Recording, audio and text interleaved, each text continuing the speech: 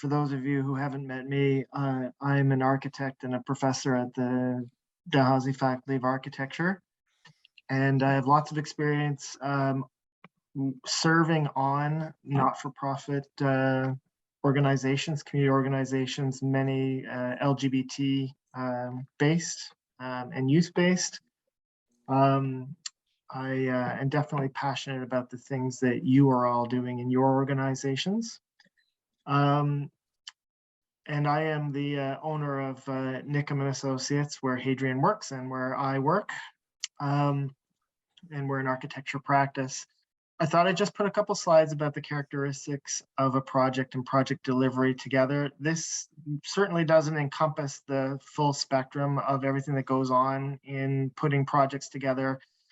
I could probably, well, in fact, in school, I do spend weeks talking about project delivery and all of the various components and aspects. And really what I've done is just pluck a couple slides just to talk a little bit about it. And one thing that you'll probably hear me repeat a couple themes as we go through.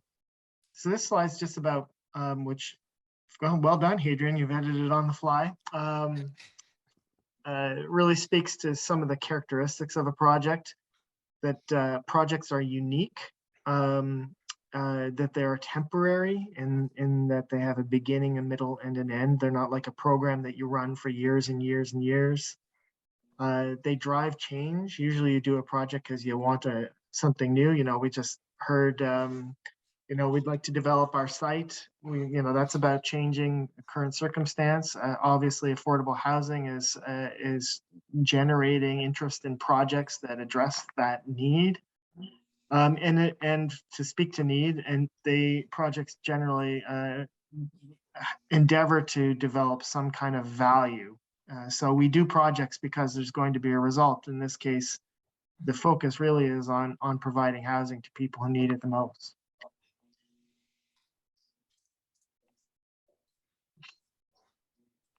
There are lots of constraints on projects, and some of these things I'm saying may be perfectly and totally evident to all of you, having done various kinds of projects, whether it's a project like changing some software in your organization, or you know, building a fence or whatever. The different projects have different characteristics that well, really I'm just narrowing down on a couple elements here. But when we're talking about you know, kind of building a project that's like a building or something like that, there's some kind of key constraints that are worth mentioning. One is meeting regulatory, legal, and social requirements. So there's usually a lot of regulation involved in projects of the magnitude of an affordable housing project. Obviously, stakeholders are very, very important, and there's quite a dynamic shift, as I'm sure many of you are aware, in how stakeholders are engaged on their input and how projects are done, because they're impacted by projects. Again, not dissimilar to the previous slides. They have technical strategies or changes in business that can often drain resources and require technical know-how in order to pull the project off. And so the limitations around resources, I'm sure you're all feeling this in a way, can be really constrain a project. And then just the constraint of just needing to fix, you know, actually be productive and successful in that the project has to perform against the kind of the processes and services that it endeavors to improve. There's a lot of emergent thinking about project risk management, and so some of these slides I'm going to just mention now are derived from project risk management kind of thinking that is very contemporary in project delivery. And one is about uncertainty. Usually when we kick off a project, get started, there's a lot at stake. Obviously, there's the constraints and the requirements that I mentioned in the previous slides. There's obviously money is a big part of the picture. And this can really bring a whole host of uncertainties around the project. Like, is it going to meet our needs? Is it going to disrupt what we're doing right now? Will it be on budget? Will it meet all the regulatory requirements? Will it address stakeholder concerns? And so that uncertainty in projects drives, in a way, a whole bunch of other behaviors and practices, best practices, standards, and takes industry know-how as well. It takes people who know what they're doing to pull it off, to deal with and mitigate this uncertainty. And a lot of what the Navigator project is attempting to do is not necessarily take away the uncertainty inherent in any one project, but attempt to clarify where those uncertainties may be, so that there's kind of a built capacity in each of you to kind of see a little bit more into, well, if we do take on a project, what's really involved here? How are we going to deal with all these uncertainties? Not necessarily you could take care of all the uncertainties right away, but give a little insight into how you might be able to address them.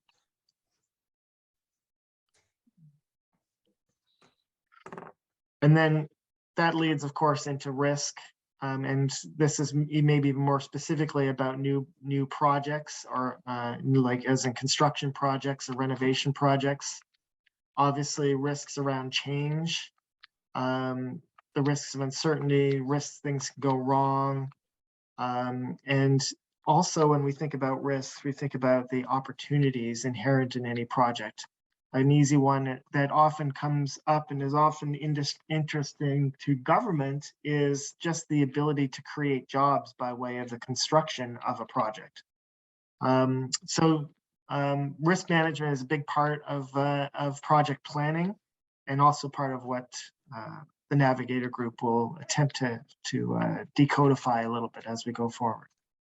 So this is a little bit of a sequential timeline that, if you went to if you worked in a department like the Department of Transportation, Infrastructure, or Housing, you might see a bit of a structured organization oriented around these kind of sequential steps in a project that go from kind of idea to planning to designing to building and occupying. And again, this is really about a building as a project, not necessarily like a software change or something like that. But I think the real takeaway is that there is a sequence of steps involved in project delivery, and you really need to go through one step to get to the next step. You always kind of step backwards as well. So the idea phase kind of involves, obviously, the idea, defining it, pre-planning it. From what I hear, most of you are in that kind of framework right now. Some of you might be more into the next steps of planning, which has to do with committing to a project as best you can, programming what's going to be in the space, planning where it's going to be, what it's going to do, and start to look at budgeting, what it's going to cost, and finding ways to pay for it.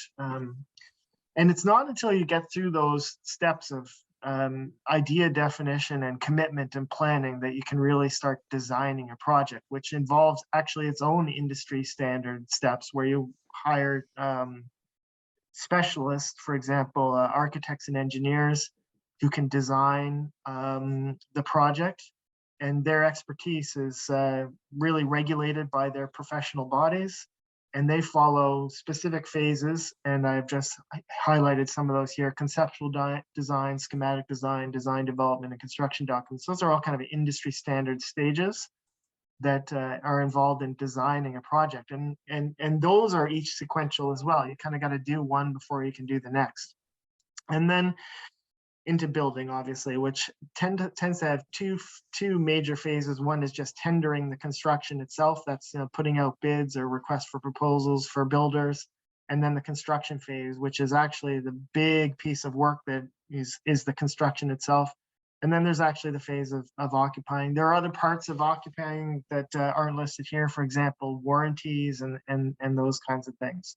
I think the next slide probably tries to develop this a little bit. Oh, no, it doesn't. So just in terms of that part of the design part of it, one thing that has that just is related to that sequential staging of things, where you do one step, then you do the next step, then you do the next step, and there's a kind of an industry format for how that's all done, an acceptable way for project delivery. This is just within the design team's work, and when we're talking about design and construction stages, each of the phases actually are related to specific quantities of work as they relate to the total project effort. So if you have your experts involved, they're going to be allocating their resources in accordance with these percentages, roughly speaking.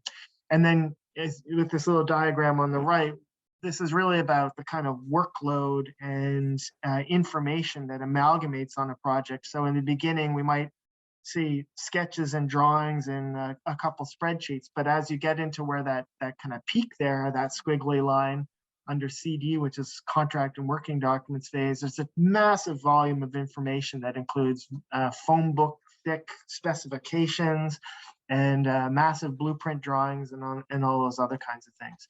So it's just to give a sense that when projects are really underway, there's a massive amount of information and people involved the more you go along. And ultimately, the ultimate massive amount of information is the building itself. It is a great big data point unto itself once it's been built, if you think about it that way. And there's so much input that is needed from an organization who is endeavoring to complete that project that goes into all that information. So it takes a tremendous amount of commitment from an organization to actually undertake a project. Once it's underway, it's very demanding. And so some of the work the Navigator team wants to do is help understand how an organization can prepare itself for that kind of resource commitment that is beyond just money.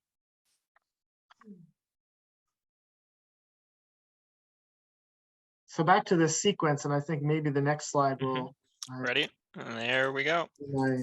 Yes. So this really starts to talk about, even though these sequences are sequential, they have relative volumes of effort that all kind of grow to this kind of big effort of construction. So all I did was take these little vectors and just show that relative volume. And so that really what you want to take away from this is that the planning and idea phases are super, super important. They're super important to do right, because if you don't get your idea right, if your organization isn't committed to your project, if you don't have the big ideas taken care of, then when you get into the construction documents phase or the construction phase of doing a project, you are dealing with having to make changes to a lot of significant information. So you want to get your big decisions really clear in the early phases. Make sure your organization really understands what's going on in those yellow and green steps, so that no one's changing their mind. They're only making small things. That's when a good time to change the color on a wall or change the way a countertop might work, but you don't want to change. Wait a minute, who is this place for after all? Wait a minute, don't we need some other revenue sustainable component to this building? Those are the decisions we want to have done back in the early days. And so what happens is there's an urgency to deliver the project, especially if you get a funder on board and we see this in government all the time. Government will make a commitment on a project where they'll say, okay, we're willing to pay half of this. We'll put $5 million into your project, but you have to have it done by next fall. Then you realize, oh my goodness, we have a lot of planning work to do, and we're now under the gun to do the actual delivery of the work. So all this to say, part of the Navigator work is to help dispel and help guide organizations to have that kind of framework in place, make sure they're committed, understand in the early phases where they need to be so that they're ready. It's all about that kind of readiness. Just a couple of definitions from PMI.org. So this is the Project Management Institute. It's a global institute of project management. I'm a PMP, a project management professional certified by PMI. And there are some frameworks for project delivery that PMI puts out. One is the project management body of knowledge, which I am certified to deliver projects in. And you want to have experts that understand project delivery supporting you along the way. And what we're really trying to do in the Navigator project is share as much of that information as part of this project, so you don't have to retain that to someone to give you that information in your own world. And so these are some of the definitions coming back to some of those diagrams. A project is temporary and that it has a defined beginning and an end in time, and therefore a very defined scope and resources. So that's something really important to understand. And also a project is unique and it is not a routine operation, but specific set of operations designed to accomplish a single goal. And this can be really challenging for organizations that deliver programs that continue on and have only incremental or minor changes to them as they go on. A project is very unique compared to what typically other organizations tend to be involved in. Carry on. So this is, as I mentioned, from the project management body of knowledge issued by the Project Management Institute. There are 1, 2, 3, 4, 5, 6, 7, 8, 9, is that 10 project management knowledge areas combined with 5 project management processes. You don't need to remember all these or anything like that, but what you need to know is that they're out there in the industry. There is a framework for project delivery that people follow and they abide by. And really the project delivery process combines these two. So in an initiation process, you address all of those 10 elements over on the left. In the planning process, you address, and there are processes and components to this. And again, this is a massive volume of information just about how to execute a project. But one thing you can kind of take away here, so on the right, you have 5 basic phases. It's really kind of beginning, middle, and end is what you see there. But on the left, those are the categories of things that are important on projects: scope, time, cost, the quality of the project, the human resources involved, how things are going to be communicated, what are the risks, how are we going to procure services, and the construction itself. Who are the stakeholders, and how do we integrate all that all together? Those are the things that are considered considered industry-wide as the important things to consider in the delivery of a project. So again, you don't have to remember those, but just know that they exist is really helpful. And then this is something we did back with in the origins of this project, actually, before we were retained as navigators, but working with the various organizations, some of whom are here today, just to talk about what are some of the key drivers on a project. And this is a little hierarchy of project needs or drivers that we created in our office. That is, these elements kind of appear on this little triangle or pyramid as though they're maybe absolute in their order, but really they're kind of rearrangeable. You could kind of shuffle them around a little bit from project to project. But starting at the top, perhaps the most important thing is probably purpose and results of a project. Why are we doing this project? What are the results we want to achieve? And moving on down to engagement. What's our plan? Who's going to fund it? How's it going to be funded? Land, where are we going to put it? Time, when's it going to be done by? How much time do we have to do it? Expertise, who's going to give us some information that we really need? Who's going to help guide us through this? What rules and regulations do we have to follow? And how are we going to follow them? Are we going to need changes to those rules and regulations? And can we accept the impact to time or quality that those changes may require? Are we just going to follow the rules absolutely by the letter? Some of those rules are like bylaws and zoning. Those are maybe ones that you can kind of work through a little bit. Others, like the National Building Code, you can't. They're pretty fixed. You got to follow them. Documentation.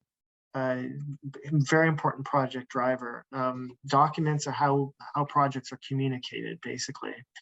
Passion and grit. You got to have champions in your team that are really believing in the project, that really want to do the project, and they have the resolve to follow it through. a strategy to pull the thing off, that everyone has consensus on how that works, and the team that's going to pull it off. Now, over on the right, you can kind of see I've got to arrange from legitimizers to assets. And again, land might be more of an asset than a legitimizer for one project. In another, it might be, hey, we've got a piece of land, we don't know what we want to do on it, and that already becomes a great legitimizer. Money is another one. You can have a lot of money to do a project, but not even know the purpose. I've seen that actually happen. We want to throw some money at something, we don't quite know what it is yet, and then sometimes you have a great purpose and a result, but you can't find the money. So how these things work together, they're kind of interrelated.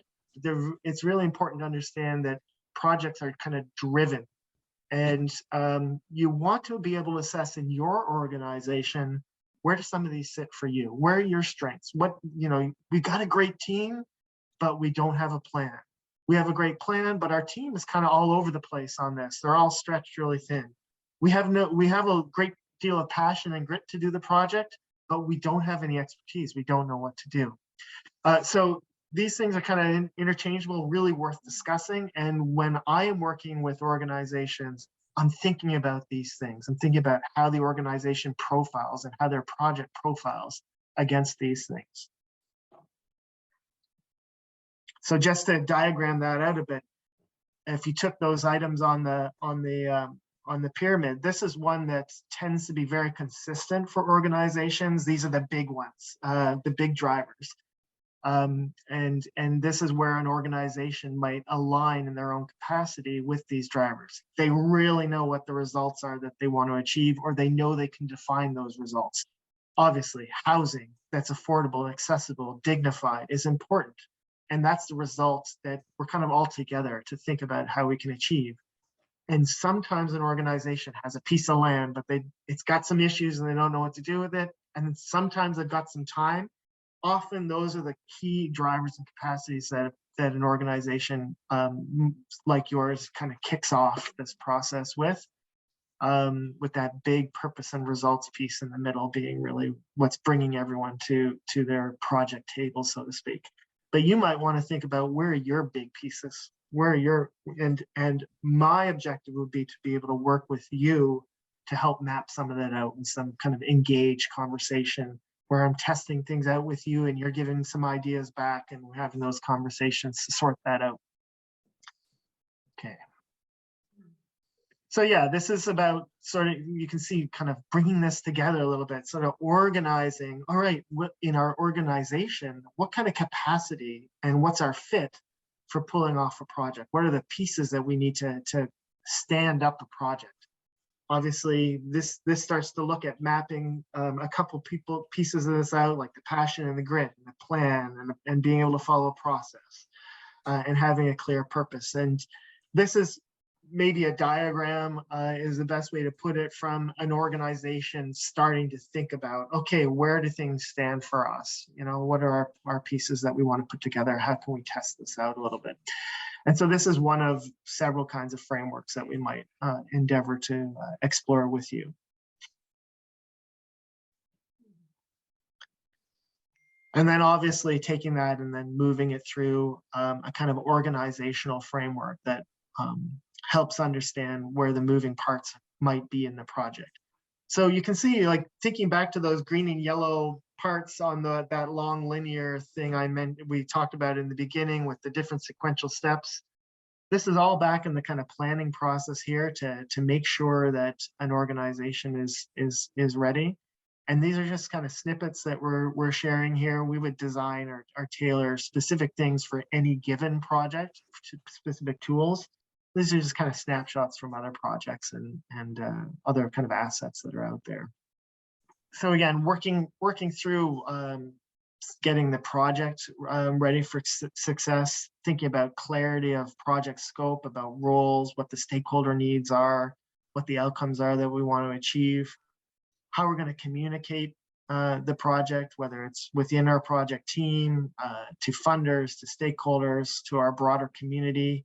And you can probably think of others in your own organizations that might be important under communication. And then just commitment from a project team, forming a team that's really going to be able to follow through, someone or an agencies or funding bodies or donors that can bring money to the table for the execution of the project, and obviously the operation of the project over the long term, once it's no longer a project, but it's actually a program, like a facility that houses people. Organization, community. Again, these are just frameworks for starting to think about some of these initial phases of project delivery that has to do a lot with the kind of softer parts of project navigation and delivery.